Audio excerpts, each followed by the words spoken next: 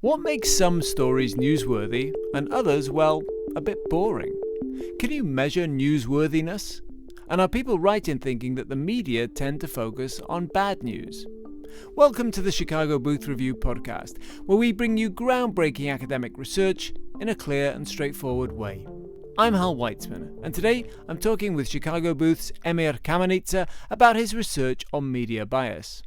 Kamenica argues that accounting for newsworthiness changes how we view the media's apparent focus on negative news. So how do you measure newsworthiness? And is the news not always as negative as it may first appear? Emir Kamenica, welcome to the Chicago Booth Review podcast. Thank you for having me. Now, Emir, we've got you here because you research the news, and having worked in the news industry all my life, I'm puzzled by the question that you tried to answer, which is, what makes news newsworthy and other news, I guess, boring or less newsworthy? So first, I'm interested in how you came to this research topic in the first place. Well, what I spend most of my time thinking about on a daily basis is information in general. Most of my work is in information economics. And obviously, one very important aspect of news is that it provides information. There are obviously other reasons to read the news. Sometimes you read it for non-instrumental reasons, but this particular project starts with the view that one of the primary goals that people have when they tune into a news channel of whatever format is to find out something they do not know prior to turning the news on.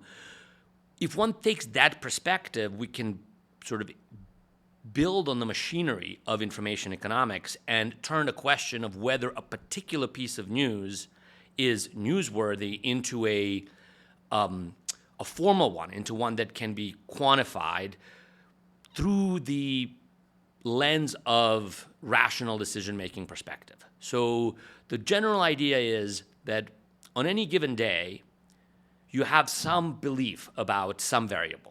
Okay, maybe it's you have a belief about what's going to happen to the stock market today. Most days, the average daily return of the stock market is obviously positive, but very close to zero.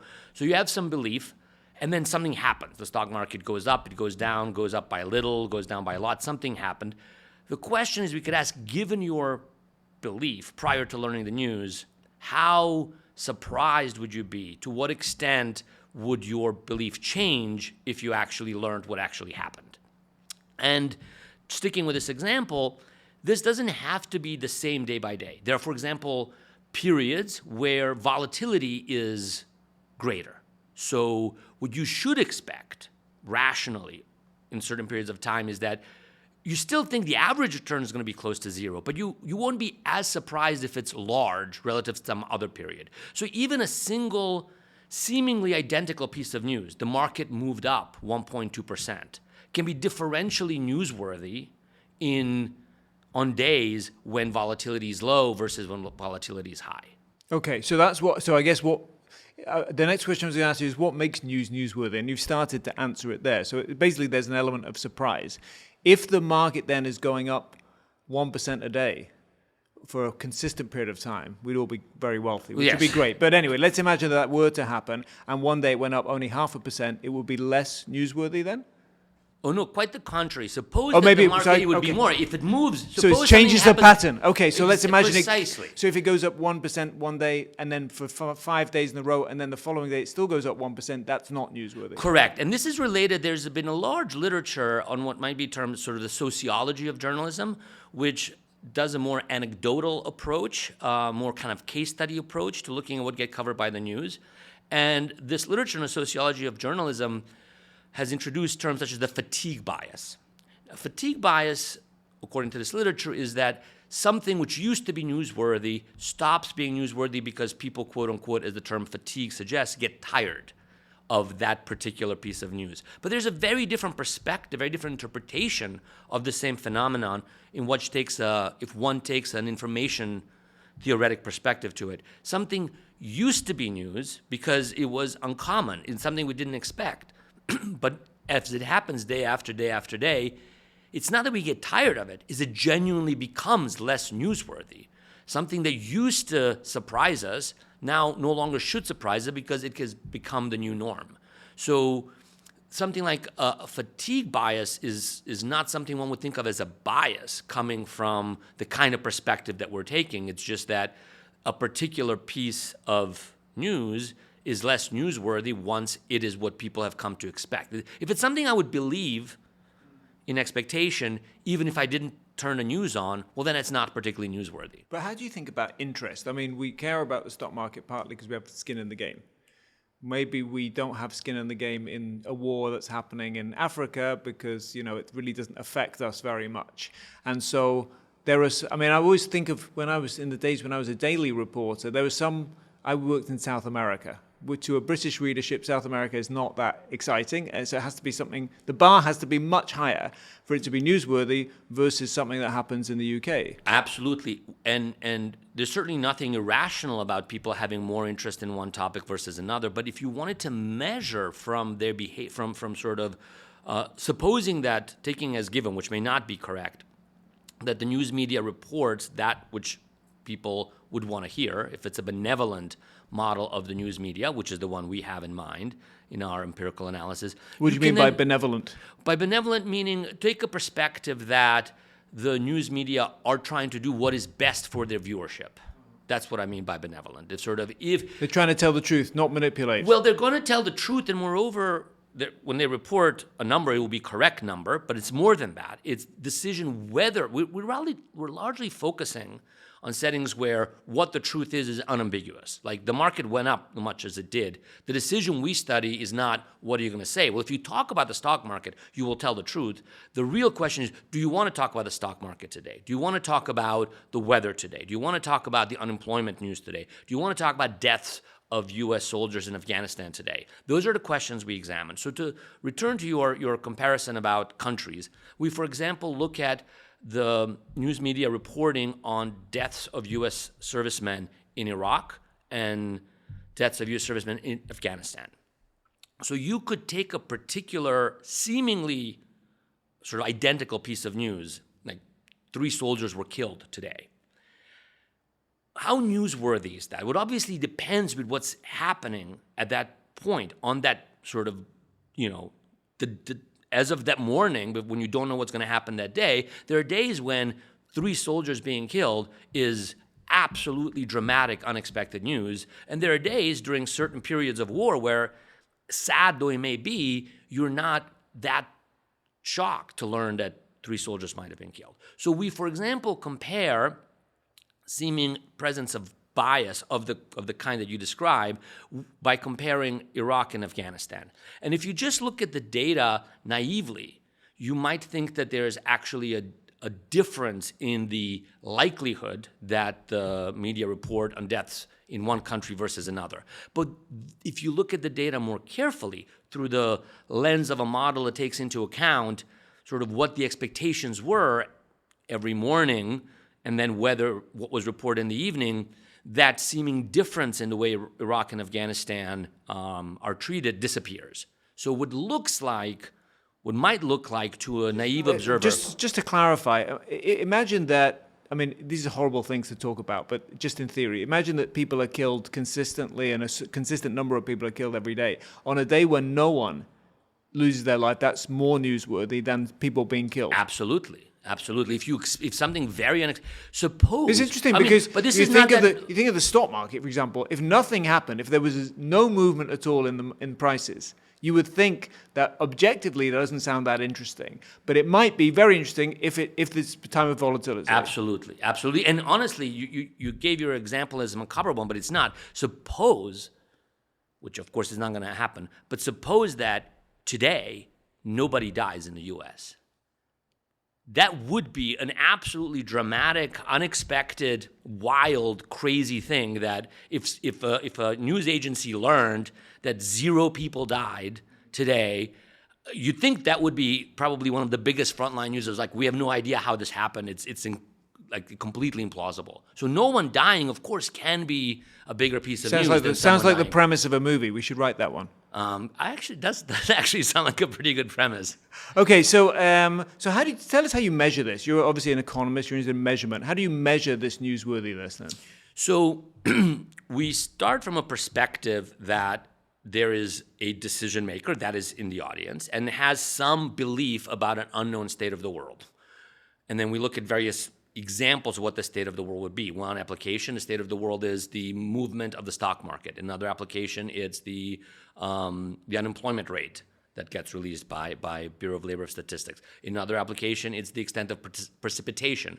In another one, it's death of U.S. soldiers in Iraq and Afghanistan. So you start with some prior, and what this prior is, you can learn various ways. You can motivate it theoretically. For instance, if you're interested in the prior for the stock market movement, you can actually learn something about volatility from price of certain financial instruments. Or you could just take a purely statistical approach and saying, look, given the pattern in past data, what would be a reasonable thing to expect will happen today?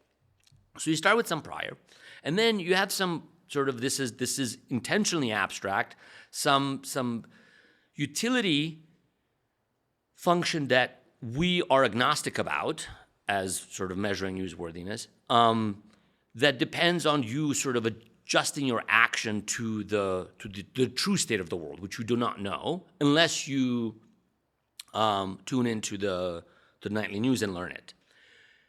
From the news media, there's a trade-off because you cannot report everything. That's simply infeasible. So selective benevolent reporting is central to our framework. So the news media takes as given what your prior is. They observe the truth, and then they have to choose whether to report that or, report on something else. There's some sort of outside option of reporting on a particular piece of news. If you take this perspective, you can prove a theorem that reporting data, and what is reporting data? Reporting data takes as input for every day and every, say, nightly news. What the reporting data looks like is, on this day, here's what a reasonable prior would have been, here's what actually happened, and here is whether the thing that happened was reported or not. It turns out that the model I described of benevolent selective reporting to a rational audience puts very strong restrictions on what this reporting data might look like. And it is, one of the contributions of this paper is to sort of derive the mathematical properties that the reporting data set has to satisfy. And we could get into the weeds of that if you'd like. There's sort of a neat connection to a seemingly unrelated topic on something called scoring rules in statistics, which have largely been used to think about how do you elicit someone's private beliefs. Here we're not eliciting anybody's private beliefs, but it turns out mathematically the kind of functions called scoring rules, which are often used to elicit beliefs, are also the kind of functions that the sort of rational, benevolent reporting requires discipline, the kind of reporting data that you see. So you could score a news story and say this is how newsworthy it is? Yes. So there's a bit of a choice of which scoring rule you use, depending on what you think the underlying function is. We use a particular scoring rule that is kind of an off-the-shelf one. And once we do that, then on any given day, for any given realization, we can assign a number of how newsworthy that finding was.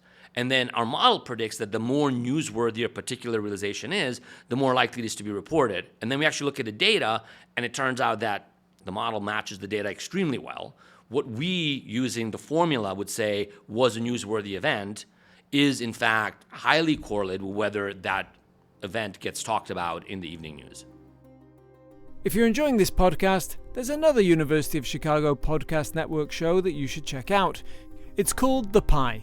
Economists are always talking about the pie, how it grows and shrinks, how it's sliced, and who gets the biggest share.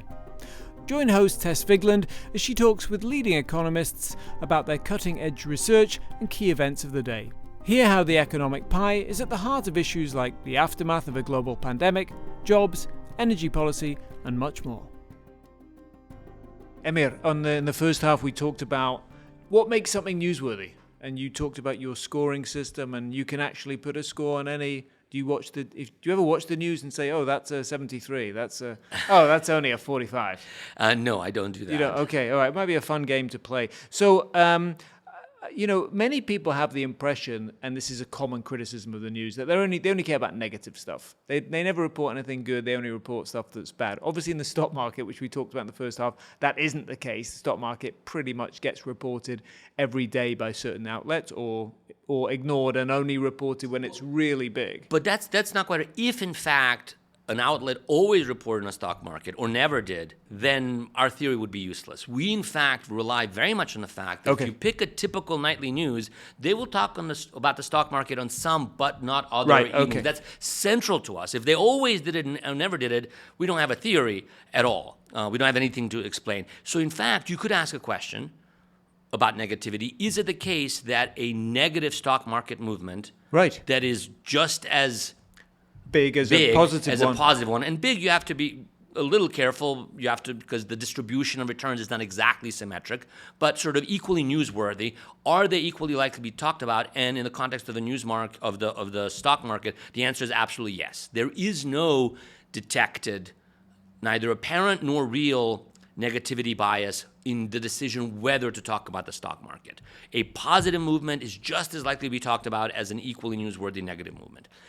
By contrast, we look at whether unemployment news is reported. And if you look at that data naively, you might detect something that looks like negativity bias. You might think that when there is a weekly negative movement, meaning the interest rate, the unemployment rate goes up, that's negative news, unemployment rate has gotten worse, that does get talked about more, it's more likely to be reported than when the news is positive, the unemployment has come down. So if you just did a simple, let's look at the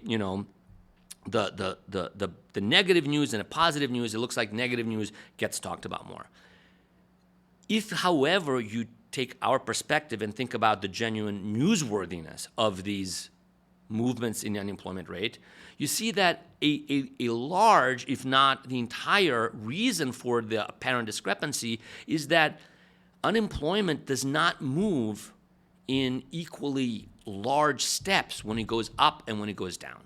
So it turns out, if I tell you that the unemployment rate has moved by a large amount, but I'm not telling you whether it went up or down, and you are familiar with the data, you should take this to be negative news. It turns out if there's a large movement in the unemployment rate is much more likely to have gone up than gone down. So the way the unemployment rate typically works is it sort of jumps up and then slowly trickles down. Now those jumps are more newsworthy than the trickling, which is why if you actually just count the number of times that the negative news reported, you'd find something that appears to be negativity bias. But it's not really negativity bias. It's just that it turns out in the context of unemployment rates, things that are, if I tell you there's big news, you should expect it to be negative. Okay, and how does that apply to when you were tracking wars then? U.S. involvement in foreign wars. If Allied troops make progress, is that as newsworthy as people being killed? Well, I mean, in that context, in that specific context of the of casualties, we are constrained by what we can measure. So we really want to know what sort of the true state of the world is and whether it got reported. So we don't have the true state of the world being like, oh, there was progress made during so there you're really only capturing so bad news. We're only capturing, bad news in a sense, but it's all relative to the expectation. Yes, it's always bad news that someone died, but you could imagine that there are periods, as we discussed earlier, there are periods where that few people die is good news because it's fewer than you might expect given the circumstances. Okay, that's fair enough. I mean, so in general, if I say to you, does negativity bias exist? Your answer is maybe, but it's not as strong as the impression that we have.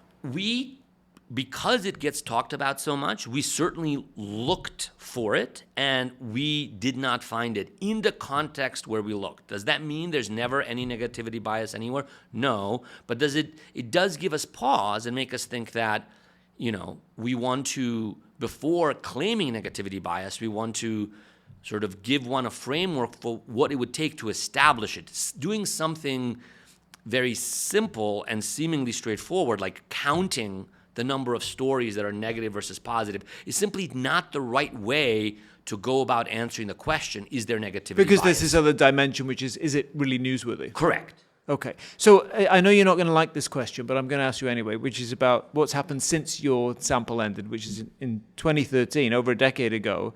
And of course, everything has changed. The world's changed so fast, right? The number of people who watch TV news, which is what you were measuring, has dropped dramatically. I think there's a significant number of proportion of the population that never watches TV news. They get their news from social media. There's no objectivity. There's no benign, what did you call it? Benign news editor, whatever, choosing what's newsworthy. There's no balance. There's no fact checking. There's no accuracy. Nobody cares. It's the whole point of social media is to rile people up and get them energized. You made a lot of claims there, which I think could be explored by collecting the data on what exactly is being reported. And we don't find in any way a shortcoming of the paper that we don't analyze all of those other news outlets or all the possible periods of history, including more recent and more distant in the past. What we really want to do in this paper is provide a framework for how a researcher who wants to ask the kind of questions you're asking, like, for instance, is there more negativity bias or is there more coverage of one topic versus another? What is the right way to go about answering that question? What kind of data do you need? And what are the ways in which you want to analyze that data? We really think of our paper as providing a tool that can be applied to any period of time and any particular form of news. So I think what you're asking here is you're sort of advertising, asking people to work on those papers. Well, and I'd love it if they would do it. I'm just wondering if the algorithm is now that takes the place of the editor, where the algorithm is choosing what you see, and then the algorithm may or may not be well approximated by what the readership wants. And the readership very well may want to be told only things that they did not already expect. So it is not clear, if I were designing an algorithm, that I would want to do something other than report on a piece of news when it is newsworthy. Well, we'll leave that as open for other researchers then to come and tell us what they're finding out. But it is interesting. I mean, there is an extension of your work here, because maybe the algorithm is the editor, maybe it's not, but the user, the reader, the viewer is still making choices, right, about what they are going to look at. And they are time constrained. They're having to decide what is more interesting to them. Oh, absolutely. And my co-authors on this paper are some of the world experts on precisely that dimension. In their previous work, Matthew Jenska and Jesse Shapiro have done absolutely foundational work studying the decision by the readership which news source to consume. So, this is certainly an important topic and one that, has been looked at. Okay, so I'm just wondering, do you think we can conclude from your research that for those who are still watching TV news at least, it's less biased than we used to think, or than most people think? Well, I don't know what most people think, but again, we need data on it. I do certainly think that one gets a sense that there's a commonly held view that may not be as correct as one might think once you actually look at the data through the correct lens. And in that sense, I guess it relates to some of your other work, which is to do with just the sense that, we have a feeling that, for example, and work of Jensko and Shapiro as well, that, we have a feeling that, for example, partisanship is, more extreme than ever, and perhaps when you look at the data, it's not, right? So there's kind of a parallel there. I'm just thinking with your other work. Well, absolutely. I mean, I think what research is quite often about is looking at important topics where a lot of people think that something important is true, but establishing whether it is requires looking at the data carefully and not just saying that it is obvious that something holds or not. And that's certainly what a lot of empirical research in economics and related fields is about. Okay, well, Emir, this was certainly newsworthy to me. So I thank you very much for coming and talking to us about your research on the Chicago Booth Review podcast. Thank you. That's it for this episode of the Chicago Booth Review podcast, part of the University of Chicago Podcast Network. For more research, analysis, and insights, visit our website at chicagobooth.edu/review. When you're there, sign up for our weekly newsletter so you never miss the latest in business-focused academic research. This episode was produced by Josh Stunkel. If you enjoyed it, please subscribe and please do leave us a 5-star review. Until next time, I'm Hal Weitzman. Thanks for listening.